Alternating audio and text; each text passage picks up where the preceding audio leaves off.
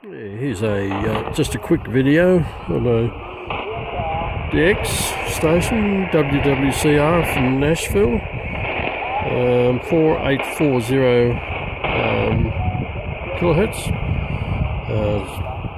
Receiving it on this PK loop. It's a tuned. Oops, I'll just turn that radio down a little bit. It's a tuned shortwave loop, and excellent. It's also amplified too, I might add. And you might notice some batteries there in the background. I'm running the Sony off 6 volts and the loop off 12 volts.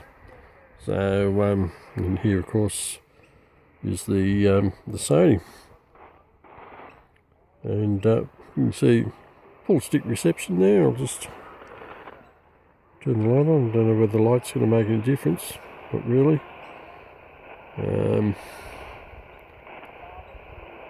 Yeah, but not a bad signal. And of course the time now is almost 20 to 6 Eastern Daylight Saving Time, Australian that is. Hope you've enjoyed this example of a bit of DX.